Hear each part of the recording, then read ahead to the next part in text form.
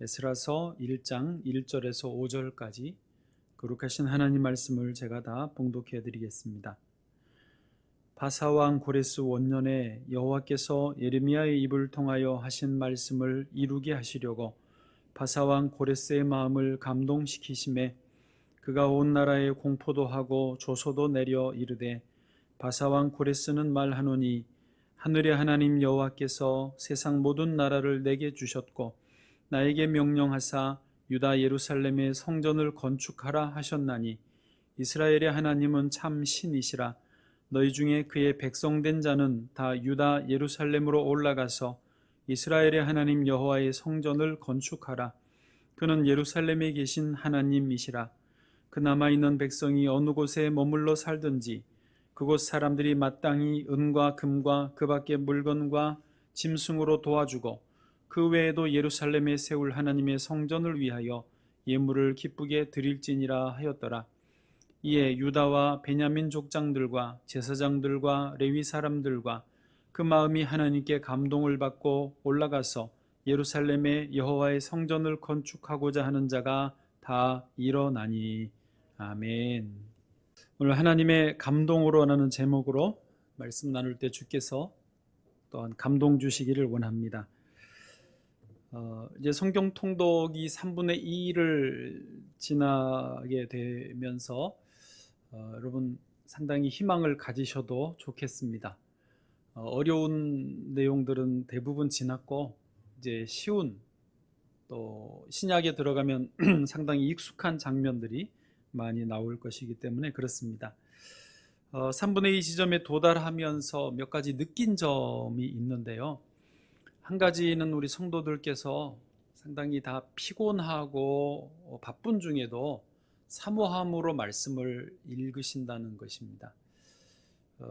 퇴근하고 말씀을 늦게 읽으신다는 어떤 분에게 여쭈었어요. 그렇게 늦게 피곤한 몸으로 읽으면 너무 힘들지 않으세요? 저는 네, 힘들어요 라는 말을 기대했다기보다 그럴 줄 알았는데, 아니요, 그렇게라도 말씀을 읽으니 너무 좋아요. 제가 회개했습니다. 얼마나 감동인지요. 대부분의 성도들이 참 바쁜 중에도 사모함으로 말씀을 읽으시는 줄로 압니다. 또 하나는 초등학생 6명이 이번에 통독을 하고 있는데, 이 아이들은 빼먹지도 않고 꼬박꼬박 성경을 읽어 나간다는 거예요.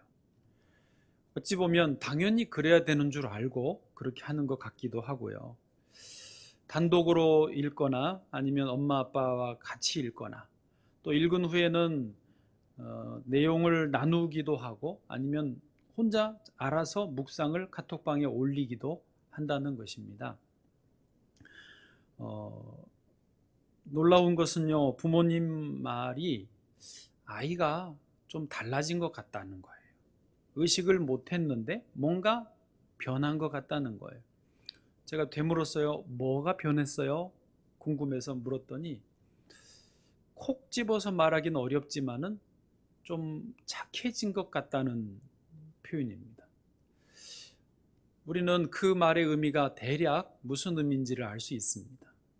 어릴 때 순수하기 때문에 스폰지가 물을 빨아들이듯이 하나님의 말씀이, 하나님의 그 성품이, 하나님의 은혜가 그 심령에 스며들어가고 있는 거죠.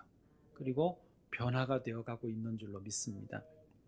그렇게 놓고 치면 초등학교 넓게 잡으면 2학년부터 6학년, 더 좋기는 3학년부터가 성경을 통독하기에 아주 좋은 시점이라는 것을 경험적으로 알게 됐습니다. 3학년 요때쯤이면요, 이미 지적으로 아이들이 트였어요. 성경 내용을 충분히 이해할 수 있는 이 지적 능력이 됐고요. 또 학교에서 공부 학습량이 그렇게 많지 않습니다. 아직까지는. 그래서 그때 하나님 말씀이 쭉 들어오면 흡수하듯이 받아들일 수 있고, 그게 평생의 자양분이 될 수 있다는 것이죠. 그런 의미에서 이번에 6명 너무 잘했고, 또 2차 통독 때는 더 많은 초등학생들이 참여하기를 원하고, 물론 중고등학생들, 청년들도 참여하면 좋겠습니다. 또 이번에 2030 청년들이 15명 참여하고 있고요. 비전맘터 젊은 엄마들도 꽤 많이 참여하시고, 게다가 교회에 등록하신 지 얼마 안 된 새가족들도 꽤 참여를 하고 있습니다. 근데 대체로 잘 따라오세요.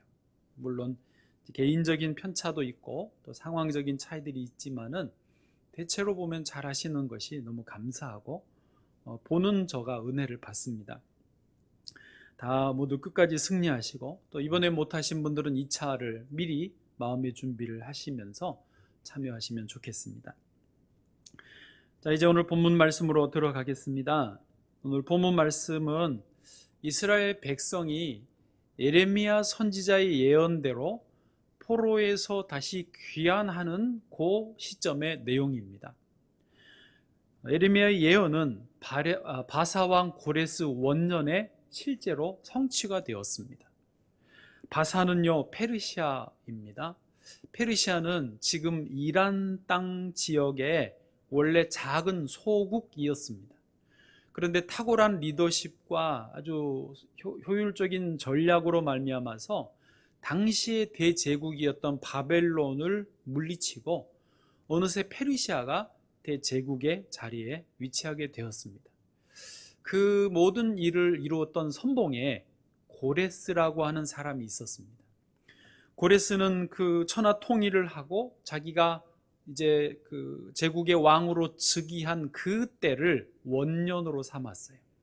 그래서 고레스 왕 즉위 원년이라고 되는데, 오늘 보면 1절에 한번 같이 읽어보시겠습니다.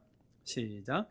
바사왕 고레스 원년에 여호와께서 예레미야의 입을 통하여 하신 말씀을 이루게 하시려고 바사왕 고레스의 마음을 감동시키심에 그가 온 나라에 공포도 하고 조소도 내려 이르되. 아멘. 자, 바사 페르시아라고 했는데 그 이스라엘 주변의 제국들의 역사를 잠깐만 되짚어 보겠습니다. 페르시아, 바사 전에 바벨론이 있었고 그 전에 아수르가 있었던 것을 기억하시나요? 아수르부터 해보겠습니다. 아수르는 722년에 북이스라엘을 멸망시켰던 나라였습니다. 아수르는 굉장히 잔인한 정책을 펼쳐서 혼혈을 시켜버렸습니다. 포로로 끌어가고 다른 이방 민족들을 죄다 끌어다가 피가 섞이고 종교가 섞이게 만들어버렸습니다. 그 뒤에 바벨론은 남유다를 멸망시켰던 나라 아닙니까? 그런데 바벨론도 좀 비슷하게 했지만 아수르보다는 덜했습니다. 포로로 끌어가긴 했지만 데려와서 섞어버리진 않았어요. 그래서 유다의 혈통적, 신앙적 순수성을 어느 정도는 지켜낼 수 있었습니다. 그 70년이 차고 이제 지금 본 바사, 페르시아가 등장했는데 이때 첫 왕이 보시는 대로 고레스입니다. 고레스는 다행히 회유책, 유화책을 쓰면서 대려 포로로 잡혀온 사람들을 돌려보내줍니다. 당시는 각 나라마다 자기들의 신이 있었는데 그 신들을 존중해 주면서 섬길 수 있도록 허용을 해 주었습니다. 그 일환으로 지금 유대 민족에게 성전을 세우고 그 신을 섬기라고 하는 것입니다. 자, 요 마당에서 우리가 혹시라도 인간적인 생각으로 혼돈하실까봐 짚어드립니다만은, 혹시 그러면 고레스 왕이 정략적으로 실행한 정책을 지금 하나님이 하셨다라고 포장하는 건 아닌가 하는 생각을 하실 수 있지요. 그렇지 않습니다. 하나님은요, 우리 사람의 마음을 감동시키고 이끌어 가시는 분입니다. 마찬가지로 나라의 정책과 방향도 하나님이 이끌어 가시는 것입니다. 그런 의미에서 모든 역사를 주관하시는 분은 하나님이시라는 것이 우리의 믿음의 고백이지요. 지금 에스라서도 그 믿음의 고백 위에 이 1절을 그렇게 표현하는 거예요. 다시 봐보세요. 여호와께서 예레미야의 입을 통하여 하신 말씀을 이루게 하시려고 바사왕 고레스의 마음을 감동시키심에, 예, 하나님의 뜻을 이루시기 위해서 고레스의 마음을 감동하셔서 유화책으로, 회유책으로 정책이 결정되게 하셨던 것이죠. 예로요, 우리나라가 1945년 8월 15일에 일제에서 해방을 맞습니다. 2차 대전에 참여하던 일본이 무조건 항복을 선언하면서 자연스럽게 우리가 해방된 것입니다. 물론 우리 선조들이 손 놓고 있었던 것은 아닙니다. 항일 투쟁을 하고 독립전쟁을 하고 또 만세운동을 일으키면서 생명 걸고 싸웠습니다. 그럼에도 우리 자력으로는 해방을 막기가 쉽지 않았습니다. 그것을 아셨던 하나님이 일본을 아예 패망하게 하심으로 우리에게 해방을 허락해 주셨던 것입니다. 그 속에 하나님의 섭리가 있었던 거예요. 조금 더 구체적으로 들어가 보면요, 한 가지 놀라운 사실은 같은 해 1945년 8월 18일 해방되고 3일 뒤에 원래는 일본 군인들이 그날을 기해서 한날 한시에 조선의 기독교인들과 특별히 기독교 지도자들을 전부 죽이려고 하는 계획을 세우고 있었습니다. 작전을요. 왜냐하면 일본 군인들이 볼 때 독립만세 운동을 주동한 사람들이 전부 기독교인들이에요. 대부분. 독립운동에 주도적으로 참여한 분들이 기독교인들인 것을 알고 아예 없애버리자라고 계략을 세웠던 거예요. 마치 에스더서의 그 불임절처럼 말이죠. 그런데 하나님은 급하셨던 거예요. 그보다 3일 전에 8월 15일 우리나라가 해방되게 하심으로 이 땅의 그리스도인들을, 기독교 지도자들을 살리셨던 것입니다.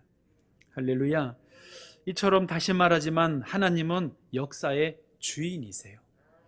하나님의 그 뜻과 계획을 이루시기 위해서 비록 믿지 않는 고레스 왕일지라도 그 마음을 감동하시고 정책과 방향을 결정하게 하시는 분이신 것입니다.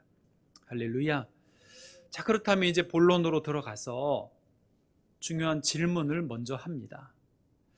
하나님이 어쨌든 70년 만에 유다 백성들이 포로를 끝내고 예루살렘으로 돌아가게 하시는데 무엇을 위해서, 무엇을 하나님의 뜻이 무엇이어서 돌아가게 하셨을까 하는 것입니다. 포로가 귀환할 때에 하나님의 뜻이 무엇냐, 이게 우리에게 중요한 질문입니다. 첫 번째는요, 하나님은 성전의 회복을 원하셨습니다. 당연히 그렇죠. 그래서 고레스 왕이 칙령을 바라게 할 때에 하나님은 그 칙령 안에 성전 건축을 분명히 명기하게 하셨습니다. 그게 오늘 본문 3절과 4절에 있는데요, 세 가지로 요약이 됩니다. 3절 먼저 보시면 제가 읽어드립니다. 이스라엘의 하나님은 참 신이시라. 지금 고레스 왕이 발표한 칙령이 이렇게 돼 있어요. 너희 중에 그의 백성된 자는 다 유다 예루살렘으로 올라가서 이스라엘의 하나님 여호와의 성전을 건축하라. 그는 예루살렘에 계신 하나님이시라. 아멘. 첫 번째 요지는 뭐냐면 그의 백성된 사람들, 그러니까 하나님과 언약을 맺은 그 백성들은 예루살렘으로 다 올라가서 여호와의 성전을 건축하라라고 고레스가 명하는 거예요. 이게 하나님이 원하시는 것이죠. 첫째 요지입니다. 두 번째 요지 4절에 그 남아있는 백성이 어느 곳에 머물러 살든지, 남아있는 백성이란 말은 언약 유대 백성이지만 다 올라가지 못해요. 70년 자리 잡고 살다 보니까 형편상 못 올라가는 사람들이 있어요. 그 남은 사람들은 어디에 있든지 그곳 사람들이 마땅히 은과 금과 그 밖의 물건과 짐승으로 도와주라는 거예요. 성전 건축에 필요한 재료와 물품과 비용을 대라는 거죠. 세 번째, 그 외에도 꼭 유다 백성이 아니어도 예루살렘에 세울 하나님의 성전을 위하여 예물을 기쁘게 드릴지니라 하였더라. 예, 그래서 실제로 이때 약 42,360명의 유다 백성들이, 언약 백성들이 예루살렘으로 올라갔습니다. 그들에게 많은 은과 금과 기물들과 짐승들이 헌물로 쏟아졌습니다. 거기에 더해서 고레스 왕은 바벨론 느부갓네살이 86년에 예루살렘에서 가지고 온 성전의 모든 기명들이 창고에 있었어요. 그것을 다 열어서 내주었습니다. 그래서 이것을 다 가지고 예루살렘으로 돌아옵니다. 이게 1차 포로 귀환이에요. 이때 리더가 스룹바벨입니다.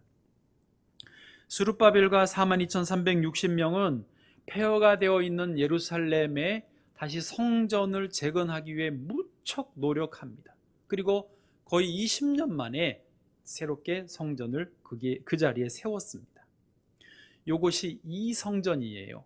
스룹바벨 성전이라고도 하고 이 성전이라고도 합니다. 왜냐하면 1성전은 솔로몬 성전이었고 이 성전이 스룹바벨 성전입니다. 이 스룹바벨과 42,360명이 다시 성전을 복원하면서 자기들의 마음에 있었던 성전 모형이 있었을 거예요.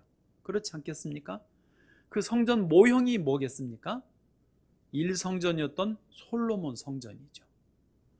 그러나 아쉽게도 형편이 안 되어서 그 화려하고 웅장한 솔로몬 성전 규모는 못하고 아담한, 비교하면 초라한 스룹바벨 성전이 완공됩니다. 그래서 1성전을 보았던 나이 많으신 분들은 너무 서러워서 울고, 그래도 다른 분들은 그래도 성전이 생겼으니까 감사하다 하고 기뻐했습니다. 자, 그런데 여기서 하나님의 뜻, 하나님이 원하셨던 성전의 모형은 무엇이었을까 하는 것이죠. 하나님이 솔로몬 성전을 그대로 원하셨을까 하는 것이죠. 그렇지는 않았을 것입니다. 그러면 성전의 역사를 되짚어 가보겠습니다. 솔로몬 성전 이전에 모형은 뭐였습니까? 솔로몬 성전이 지어질 때 모형은 모세가 광야에서 세웠던 성막입니다. 이제 성경을 읽으시니까 이게 어렵지 않죠? 성막 안에는 하나님의 언약궤가 있었던 거 아시죠? 하나님의 언약 백성과 함께 하나님이 늘 거기에 임재해 계시고 낮에는 구름기둥, 밤에는 불기둥으로 늘 동행해 주셨던 그 성막이 광야에 있었습니다. 여기서 더 나아가 보십시다. 모세의 광야의 성막의 모형이 또 있습니다. 없었던 것 같습니까? 에덴 동산이었습니다. 에덴 동산에는 그런 건물이나 천막은 없었지만 하나님과 아담과 하와가 언제든지 함께 만나고 대화하고 동산을 거닐었던 그 관계가 온전히 하나 되어 있었던 그 상태, 그게 에덴 동산이에요. 성전입니다, 사실은. 여러분, 성전이 뭐 하는 곳입니까? 하나님 만나는 곳 아닙니까? 완벽하게 만나는 상태가 에덴 동산이고 그게 가장 원형이에요. 그것을 위해서 출애굽하여 광야에 모세의 성막을 세웠고 솔로몬이 완전한 건물로 세웠고 그것을 다시 복원한다고 한 게 스룹바벨 성전이었던 것이죠. 그러니까 정리하면요, 하나님은 70년 만에 유다 백성을 귀환시키시면서 성전을 건축하라 하셨지만 진정으로 원하시는 것은 에덴 동산처럼 나와의 관계가 회복되자라는 거였습니다. 할렐루야. 그런 의미에서 두 번째로 하나님이 원하시는 것은요, 마음의 성전이 회복되기를 원하신 거예요. 우리 마음의 성전. 자, 여러분 오늘 성전 공부를 하시니까 이제 앞으로 나가 보겠습니다. 뒤로 에덴 동산까지 갔는데 지금 스룹바벨 2성전까지 왔으니까 그 앞으로 좀 더 가보십시다. 스룹바벨 성전이 세워졌지만 BC 63년에 로마에 의해서 그 성전도 파괴가 됩니다. 그리고 한 20년 정도 지나서 헤롯 왕이 자기가 성전을 새로 짓겠다 해가지고 엄청난 비용을 들이고 사람들을 동원해서 솔로몬 1성전보다 훨씬 더 규모가 크고 아름답고 웅장한 제3성전을 짓습니다. 그것을 헤롯 성전이라고 하는데요, 건축 기간이 80년 정도 걸렸습니다. 그러니까 헤롯이 죽은 뒤에도 계속 지었어요. 예를 들면 한 그 대리석 돌 크기가 얼마나 크고 무거웠는지 200톤 정도 되는 크기였어요. 예수님 당시에 출입하셨던 성전이 그 헤롯 성전입니다. 얼마나 아름다웠는지요. 당시에 그 성전을 본 사람은 누구나 감탄하지 않을 수 없었습니다. 예수님 당시에도 그 성전을 바라보고 감탄하는 장면이 나오잖아요. 유대 랍비들은 그렇게 말했습니다. 이 성전을 보지 못한 자는 아름다움이 무엇인지를 알지 못한다. 까지 극찬을 했을 정도니까요. 보면 와, 이런 그런 거 있잖아요. 그런데 아시죠? 예수님은 그 성전을 바라보시면서 무너질 거라고 하셨어요. 누가복음 21장 5절 6절입니다. 어떤 사람들이 성전을 가리켜 그 아름다운 돌과 헌물로 꾸민 것을 말하며, 감탄하면서 말하니까 예수께서 이르시되 6절 너희 보는 이것들이 날이 이르면 돌 하나도 돌 위에 남지 않고 다 무너뜨려지리라. 실제로 그 성전이 완공된 지 80년 만에 완공이 됐는데 6년 뒤에 AD 70년에 로마의 티토 장군에 의해서 완전히 파괴됩니다. 돌 위에 돌 하나도 남지 않고 그렇게 되었습니다. 그 뒤로요, 예루살렘 성 안의 그 성전터에 로마의 제우스 신전이 세워졌다가 또 그 뒤로 이슬람 사원이 세워졌습니다. 지금도 그 자리에 이슬람 사원이 서 있습니다. 어쩐 일인지 하나님은 다시는 성전 건물을 그 자리에 세우시지 않으셨어요. 이게 무엇을 의미하는지 아시겠습니까? 하나님은 우리의 마음의 성전을 이제는 회복하라는 것입니다. 스페인의 바르셀로나에 가면은요, 일명 가우디 성당이 있어요. 건축가 안토니오 가우디가 디자인한 성당인데요, 어마어마합니다. 저기가 이 사진으로 보는 거하고도 저것만도 대단한데 가보면 진짜 어마어마합니다. 저 성당은 현재 138년째 건축 중입니다. 저 뒤에 그 고공 크레인 있는 거 보이시나요? 아직도 공사 중이고요. 앞으로 6년 뒤에, 그러니까 2026년에 완공될 예정이라고 공고가 떴습니다. 총 공사 기간이 144년 걸리는 거고요. 알고 보니까 2026년이 가우디가 사망한 지 100주년 되는 때래요. 이게 누구 성당인지 모르겠어요. 가우디한테 맞춰진 것 같아요. 어쨌든 이 너무 화려하고 아름다워서 내부도 좀 보여주세요. 하여튼 곳곳이 너무너무 아름답습니다. 그래서 이 성당을 보기 위해서 전 세계에서 관광객들이, 올해는 아마 많이 못 갔을 텐데 매년 300만 명이 방문을 합니다. 사람들이 바글바글해요. 그리고 그 관광객 수입만 1년에 350억입니다. 350억 원. 그 돈으로 공사를 계속해 가고 있어요. 그래서 완공을 하겠다는 거예요. 여러분, 세상에 이런 건물들은 특히 유럽 쪽에는 참 많고, 지금은 그곳이 하나님을 만나는 장소인지 그냥 관광 명소인지 잘 모를 지경입니다. 하나님이 진정으로 원하시는 성전은 우리 마음의 성전인 줄로 믿습니다. 이것을 명확하게 이해하고 깨달은 사도 바울이 고린도 교인들에게 그것을 이렇게 설명해 줬습니다. 고린도전서 3장 16절 17절 너희는 너희가 하나님의 성전인 것과 하나님의 성령이 너희 안에 계시는 것을 알지 못하느냐? 17절 누구든지 하나님의 성전을 더럽히면 하나님이 그 사람을 멸하시리라. 하나님의 성전은 거룩하니 너희도 그러하니라. 아멘. 하나님의 아들이신 예수님이 이 땅에 오셔서 내가 성전이다 라고 의미로 말씀하셨습니다. 실제로 우리가 예수님을 믿음으로 예수님 안에서 하나님 앞에 나아갈 수 있지 않습니까? 우리가 예수님 안에서 하나님과 교제할 수 있게 되었지 않습니까? 그 말은 성전의 원래 목적이 예수님 안에서 이루어지는 거예요. 하나님을 만나고 하나님을 예배하고 하나님과 교제하고 하나님과 동행하는 것이 가능해진 것은 예수님 안에서입니다. 그러므로 예수님이 우리 안에 계신다 그 말 자체가 성전이 우리 안에 있는 거예요. 우리는 우리 마음 안에서 하나님을 만나는 거예요. 하나님과 깊은 교제를 나눌 수 있는 거예요. 또 놀라운 사실은요, 이제 요한계시록에 가면 마지막 때가 되지 않습니까? 새 하늘과 새 땅이 오고 새 예루살렘 성이 주어집니다. 사도 요한이 반모섬에서 기도하는 중에 그 새 예루살렘 성에 가보게 됩니다. 환상으로 봅니다. 놀라운 사실은 거기에 성전이 없더래요. 요한계시록 21장 22절입니다.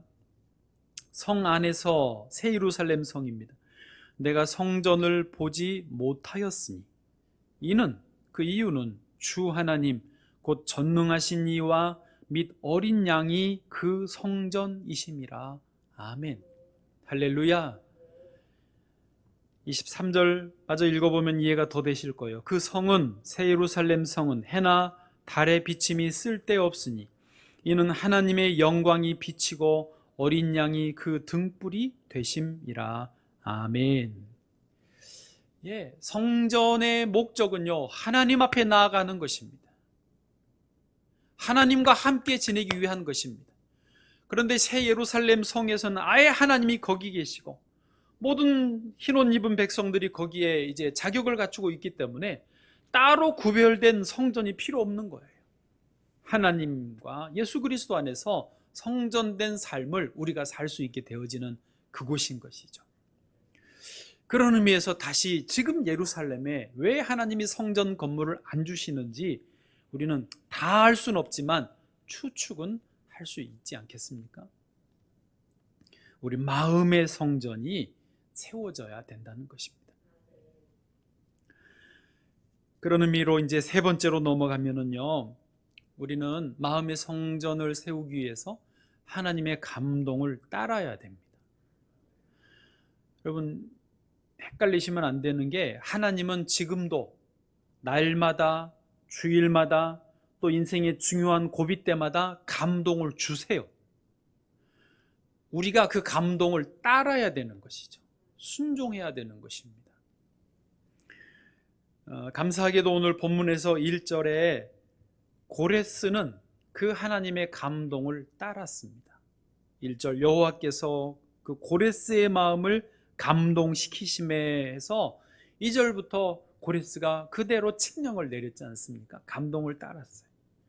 5절도 보면 감동이 또 나오더라고요. 그 마음이 하나님께 감동을 받고 올라가서 예루살렘의 여호와의 성전을 건축하고자 하는 자가 다 일어나니. 아까 42,360명이 감동을 받고 올라갔다, 순종했다라는 말입니다.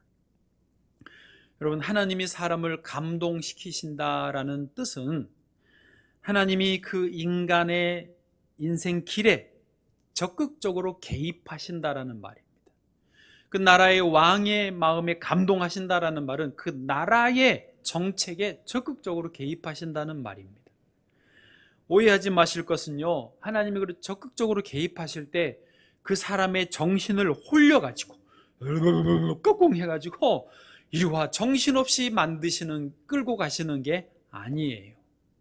오히려 하나님의 감동하신다는 뜻은요, 그 사람이 이성과 지혜를 사용하고 분별력과 판단력을 분명히 사용하고 거기에 그의 자유의지를 사용해서 자원하는 마음으로 따라가게 하시는 거예요.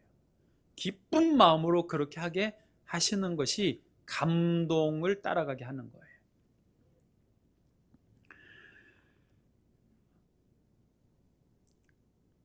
고레스가 그랬고요, 그 42,360명이 그랬어요. 근데 저는 이 42,360명이 대단한 게요, 70년을 그 페르시아 대제국에서 정착하고 살았다면 이미 자리를 다 잡았어요.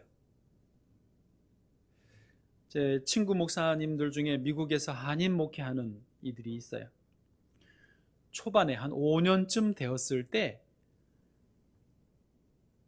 전화하면 한국에 자리 없어? 돌아가고 싶어. 너무 힘들어. 그러더라고요.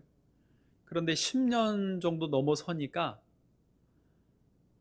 여기 자리 있는데 안 와? 못 가.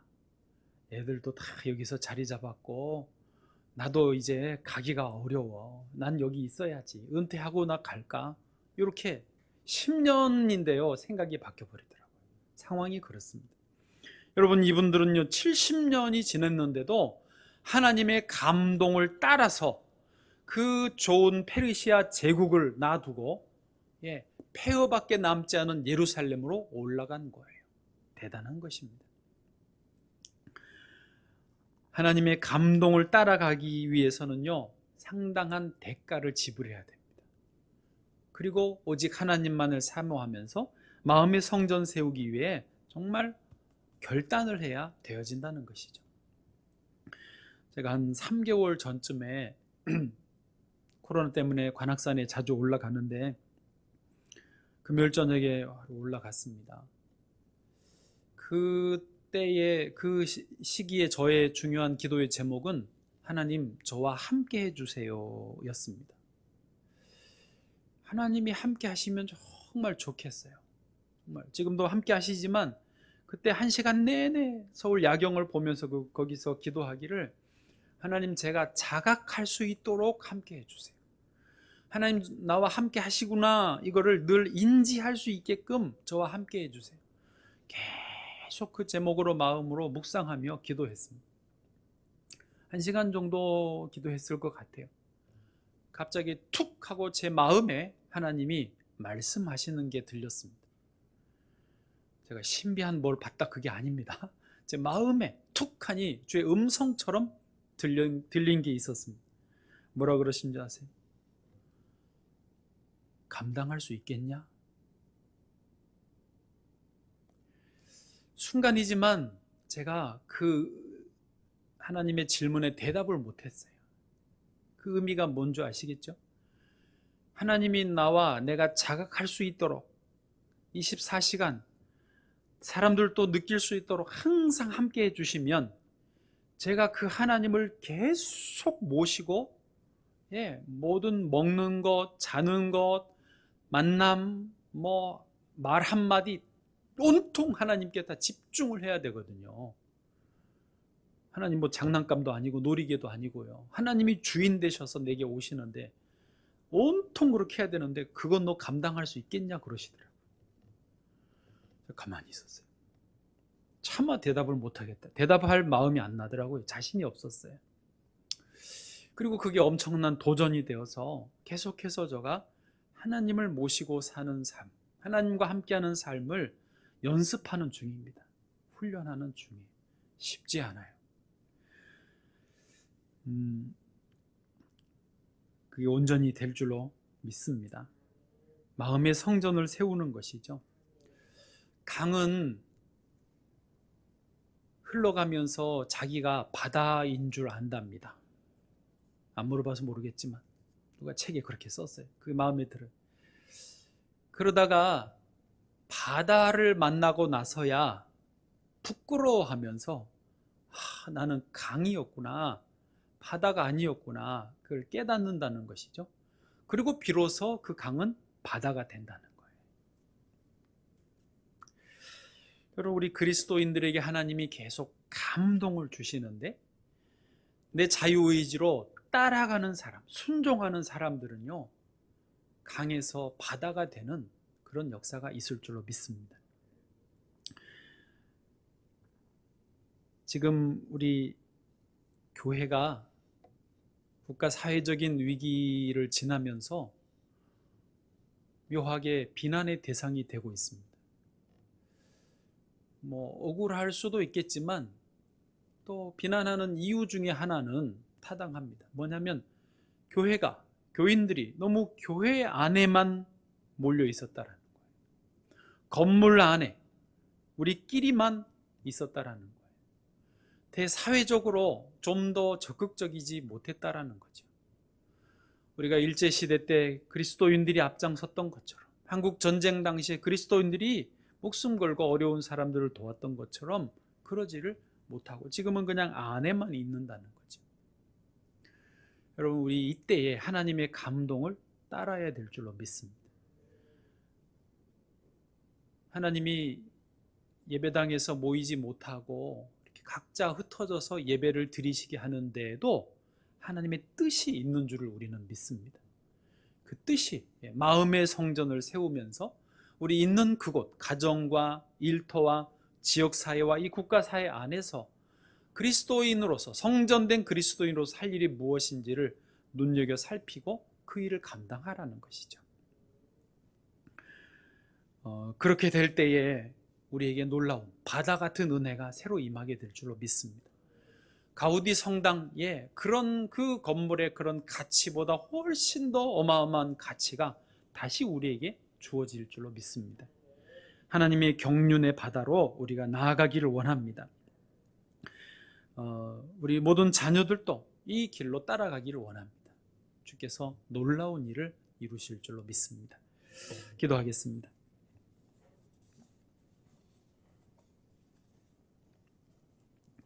살아계시는 하나님, 이때에 우리를 돌아봅니다. 우리 마음의 성전을 온전히 세우기를 원합니다. 주님, 주께서 우리의 주인 되시고 왕이 되어 주옵소서. 가정가정의 가장이 되어 주시고 또 모든 일을 책임져 주옵소서. 사랑하는 자녀들 주님께서 아버지 되시고 선한 목자로서 평생 인도하여 주옵소서. 주님, 한국교회를 불쌍히 여기시고 이때에 다시 껍질을 깨고 나오는 귀한 역사가 있게 하여 주옵소서. 그렇게 될 줄로 믿습니다. 예수님의 이름으로 기도드립니다. 아멘.